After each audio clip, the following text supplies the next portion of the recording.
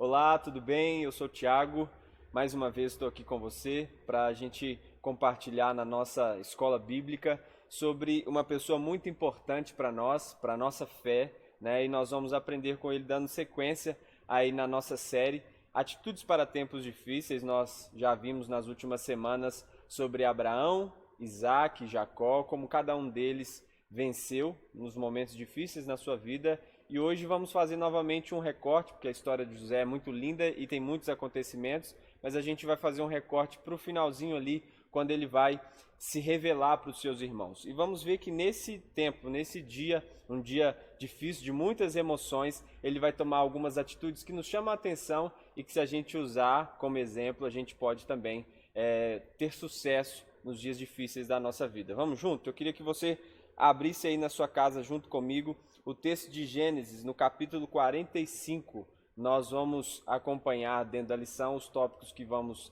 passar aqui, dos versículos 1 ao 14. Então é importante que você tenha sua Bíblia aberta, se você quiser marcar, para que você aprenda junto comigo aí, tá bom? Então, José, ele é uma figura de Cristo. Ele aponta para aquilo que Cristo também fez por nós, né? A gente sabe que Cristo nos salvou, nos manteve, né? De certa forma, ele também fez isso quando Deus o enviou ali para o Egito, e ele foi quem pôde depois salvar o povo de Israel dentro da construção da nação que o Senhor tinha já estabelecido esse pacto com Abraão. E hoje a gente vai perceber que ele é um exemplo para nós, porque ele conseguiu ressignificar todo o seu sofrimento, todas as adversidades que ele passou, tribulações que ele enfrentou. Ele conseguiu perceber que em tudo Deus estava guiando a sua história, Deus estava dirigindo, né? Deus era aquele que fez o roteiro da sua história, estava coordenando tudo, diretor-geral, assim a gente pode dizer, da sua história. E eu queria que a gente aprendesse com ele, lembrando talvez algo que Paulo também fala para nós, que todas as coisas cooperam para o bem daqueles que amam a Deus. Antes da gente entrar dentro do texto propriamente dito, eu queria só lembrar um pouquinho do contexto da história, né, e da vida, da família de José. Porque quando a gente normalmente lê a Bíblia, a gente vê tantos homens e mulheres vencendo diante dos seus desafios, a gente às vezes pode ser levado para a impressão de que aquilo é impossível, porque eles tinham tudo a favor, né? Mas na verdade não. O contexto vai nos mostrar que ele tinha uma vida bem difícil, com muitas dificuldades. E é o que eu queria que você colocasse no seu coração aí. Não espere que todas as circunstâncias da sua vida possam ficar harmoniosas, né? Que tudo dê certo, que os passarinhos cantem, o sol fique raiando, as nuvens bonitas no céu.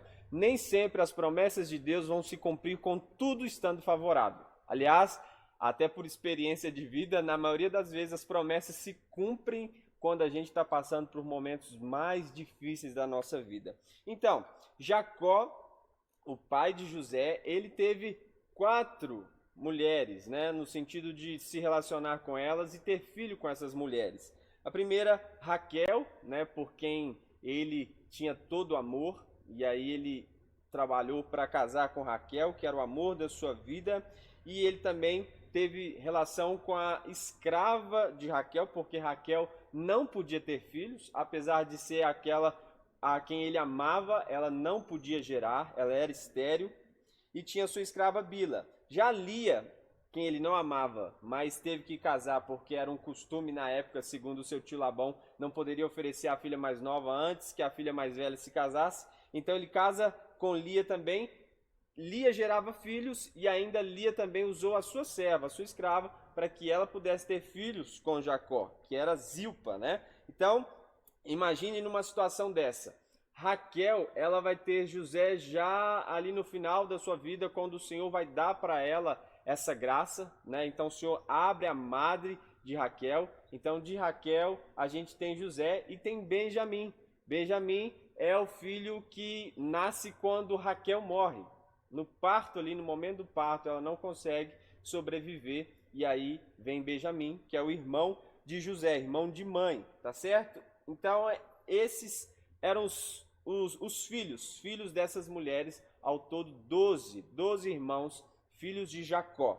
E perceba que naquele tempo, numa situação assim, Imagine José crescendo já numa situação onde os seus irmãos são mais velhos do que ele, provavelmente de adolescência para jovens já formados. E aí ele nasce, e a Bíblia diz, o texto depois você pode ler também, Gênesis 37, vai dizer que os irmãos de José não gostavam dele. Por que que eles não gostavam dele? Eles não gostavam dele porque ele era filho da velhice de Jacó e ele tinha uma túnica dada por seu pai, uma túnica que seu pai fez para ele. E presta atenção, essa túnica apontava para algo muito importante. Naquele tempo, quando um filho recebia uma túnica assim do seu pai, é porque o pai estava mostrando que ia confiar autoridade para que aquele filho pudesse exercer sobre os seus negócios, os negócios da família. Então, por causa disso, um certo dia, quando seu pai o enviou para que ele pudesse ver o que seus irmãos estavam fazendo, ele anda uma distância de quase 100 quilômetros para encontrar os seus irmãos, e aí os seus irmãos já planejando como fariam para que ele pudesse perder a vida, para que eles pudessem matar o seu irmão, para que pudessem matar José. E aí a Bíblia nos ensina, o texto lá vai dizer que eles armaram toda uma situação, e aí no final de tudo ele foi jogado num poço e foi vendido ao Egito, né? E aí a gente pode pensar, nossa, mas que situação difícil.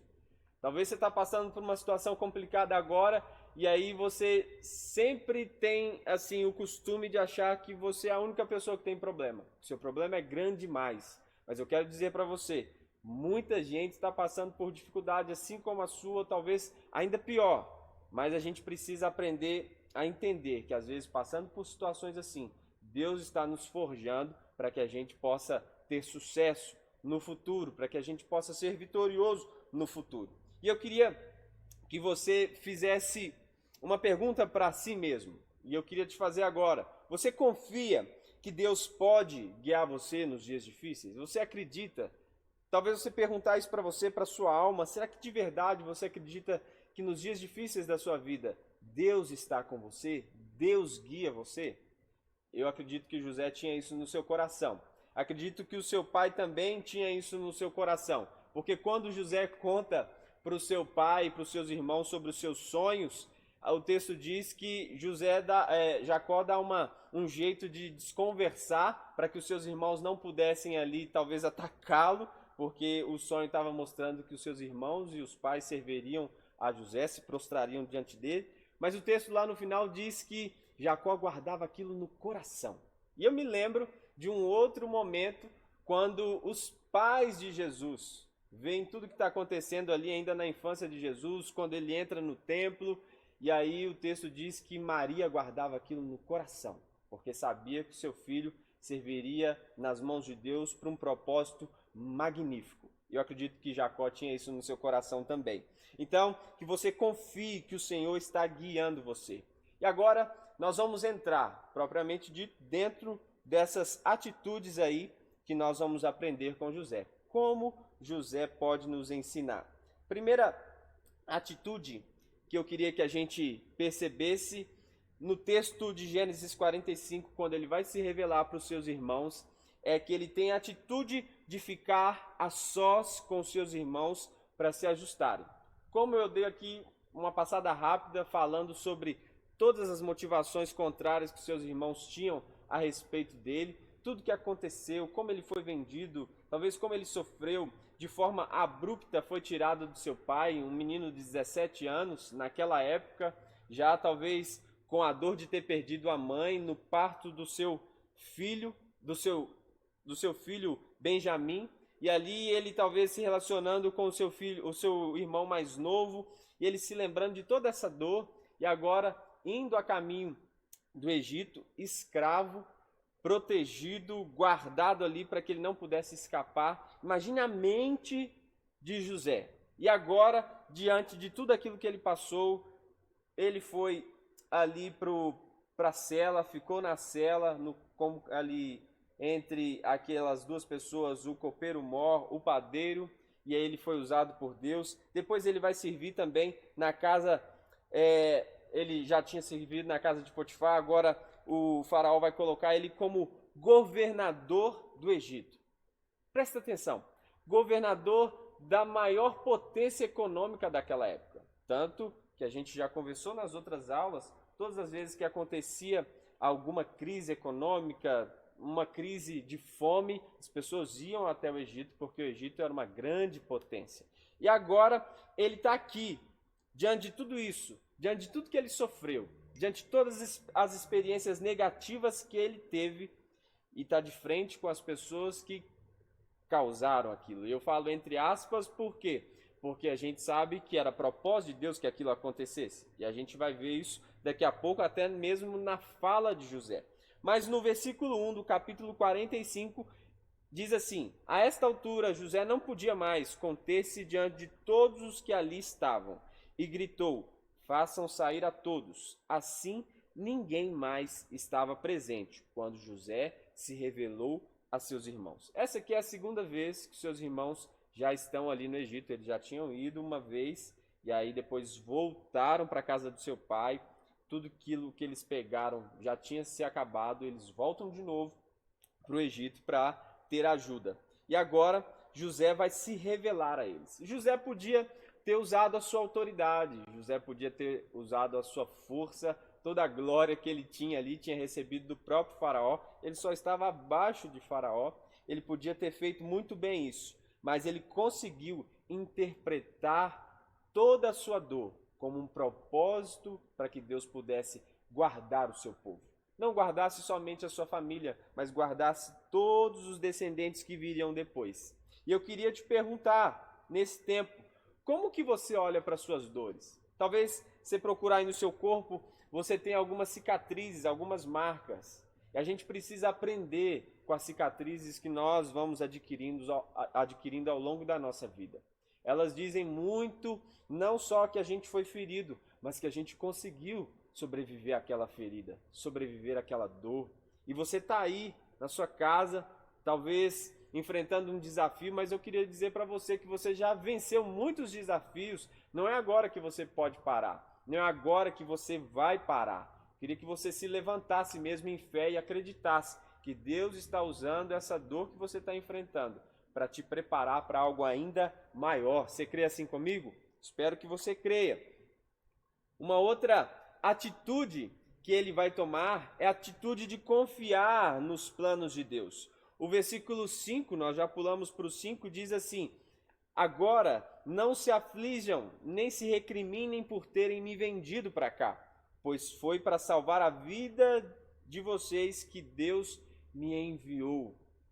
Deus me enviou à frente de vocês. Mas que forma de envio, hein? Talvez se ele soubesse que seria enviado dessa forma, ele não ia querer. Mas Deus sempre nos prepara para algo maior. E ele está dizendo: Deus me colocou aqui antes de vocês, para que eu pudesse ser a ponte daquilo que Deus estava construindo na história da nossa família, na história do povo dele, através das nossas vidas. E agora aqui ele está dizendo: não é tempo de vocês se recriminarem, não é tempo de vocês lamentarem. Claro que vocês podem estar arrependidos, né? Mas é tempo de vocês se alegrarem. Percebam, Deus, ele é expert em transformar aquilo que tem toda a condição de ser uma maldição e que talvez já está sendo chamado assim de maldição. Deus reverte aquilo que é maldição em bênção. A Bíblia diz que onde abundou o pecado, superabundou a graça. Deus sempre tem falado comigo que Ele é um Deus de recomeços. Ele usa talvez aquilo que é difícil na nossa vida para trazer algo muito maior e melhor que a gente pode às vezes nem estar esperando. E eu queria que você se lembrasse, talvez você é um pai de família, talvez você é uma mãe que cuida da casa, talvez você é um líder no ministério, é alguém de influência no seu trabalho, de responsabilidade, e talvez você está passando por uma situação difícil. Mas eu queria deixar com você uma frase que me impactou muito esses dias. É da Jo Saxton. Ela diz assim, ó: assim como é necessário uma vila inteira para criar uma criança, é necessário um vale inteiro para formar um líder. Um líder, alguém que é uma referência, alguém que abençoa vidas, alguém que é responsável por alguém, talvez você um pai, uma mãe. Tenha certeza disso. Nós, para sermos tão importantes para estarmos completos, inteiros no propósito de Deus, é necessário que a gente passe pelos vales. Para que a gente alcance as grandes montanhas, a gente precisa passar pelos vales. E nós não podemos ter medo dos vales. A gente tem que saber que os vales, os desertos dessa vida são para que a gente saia mais forte. A palavra de Deus diz que Jesus foi levado pelo Espírito ao deserto. E quando ele volta do Espírito, ele volta cheio. Ele volta do deserto, ele volta cheio do Espírito, né? Consertando aqui, ele volta cheio do Espírito, cheio do poder do Espírito. E eu queria que você percebesse que esse momento que você está enfrentando é um momento de você ser fortalecido pelo Senhor. É um tempo de você aprender com Deus aquilo que Deus quer ensinar a você, ensinar a sua família. Espero que você possa entender assim. Outro dia, eu vi uma pregação, um pastor falando, e aí ele disse que também tinha visto um anúncio assim, ou alguém falando num cartaz, que se Deus sempre utiliza treinamento de elite para soldados de elite. Deus sempre dá um treinamento de acordo com o desafio que a gente vai enfrentar, com a tarefa que a gente tem, né? E aí a pessoa estava dizendo assim, então, se é assim mesmo, Deus deve pensar que eu sou o Rambo, porque ele só manda coisas difíceis para eu enfrentar. Eu devo ser um soldado que parece um Rambo para Deus. E assim, para fazer a gente rir mesmo, talvez você pense, mas por que essa luta está tão difícil? Por que essa situação está tão complicada? Por que esse desafio desse tamanho? Porque Deus está preparando você para algo muito maior, muito maior. E a boa notícia que eu tenho para te dar aqui, você não está sofrendo sozinho, tem um monte de gente passando por desafios também. Ontem mesmo, eu fiz uma ligação para um hospital especializado em traumas, em acidentes aqui da nossa cidade, João 23, e eu fiz uma ligação lá no setor de politraumatismos, e aí, quando eu estava conversando com a menina que me atendeu, eu estava escutando no fundo muitas pessoas gritando de dor, e aí, às vezes, a gente fica assim, nossa, mas eu estou enfrentando essa situação, mas ela pode parecer tão pequena diante da dor do outro. Talvez alguém está sofrendo muito mais, mas continua de pé, continua querendo ser tratado. Eu espero que você possa tomar essa atitude também. Pense que Deus está tratando você para que você possa sair dessa situação mais forte. Você percebe Deus usando essa dor que você está passando e enfrentando para o seu bem? Aí você pode perguntar, mas como que uma dor pode ser para o bem? Você tomou injeção? Já deve ter tomado uma injeção. Você sabe que injeção normalmente dói. Tem gente que tem pavor de agulha. Prefere nem tomar, né? Tenta escapar ao máximo. Mas é para o bem da gente. É para o nosso bem. Normalmente os remédios que a gente toma são ruins demais, mas são os remédios mais ruins é que tem mais efeito. Então assim também é na nossa vida. As tribulações, as dificuldades sempre são para nos preparar. E isso é para essa terra. A palavra de Deus tem uma promessa, diz que o Senhor enxugará dos nossos olhos toda lágrima. Vai chegar um tempo onde nós não vamos precisar mais passar por desafios, porque nós já vamos estar com o Senhor. Mas até lá, a gente precisa vencer cada um deles. Então, agora eu quero entrar com você na terceira atitude que José tem aqui para nos ensinar, que é a atitude de abençoar quem lhe prejudicou. O versículo 10 do capítulo 45 diz: Tu viverás na região de Gósen, ficarás perto de mim, tu, os teus filhos e os seus netos, e as suas ovelhas, e os teus bois, e tudo que você tem. Ele está dizendo isso para os seus irmãos, um recado para que eles pudessem passar para o seu pai Jacó. Jacó está lá agora sem o seu filho no coração há muito tempo. Ele recebeu a notícia pelos próprios irmãos que ele tinha sido despedaçado por um animal. Seus irmãos mataram um animal do próprio rebanho e sujaram as vestes, aquela veste colorida que seu pai tinha dado. E essa era a última informação, a última lembrança que ele tinha de José. Agora, José, vivo, com um propósito estabelecido por Deus, está ali e agora mandando um recado para o seu pai, dizendo para o seu pai vir estar com ele no Egito, onde Deus o havia feito cheio de glória e poder, só abaixo de Faraó. Então agora ele vai tomar uma atitude que nós muitas vezes temos dificuldade de tomar. Quando as pessoas nos prejudicam, fazem mal para nós, a nossa tendência, como eu falei na aula passada, usando a questão da natureza pecaminosa, a tendência é da gente responder da mesma moeda. Mas nós, como cristãos, nós que aprendemos com Jesus, precisamos tomar atitudes diferentes. E o texto diz que José, ele toma uma atitude diferente. Ele não manda aniquilar os seus irmãos, ele não manda matar os seus irmãos, ele não manda jogar os irmãos num poço. Ele está dizendo para os irmãos que eles vão ficar perto dele.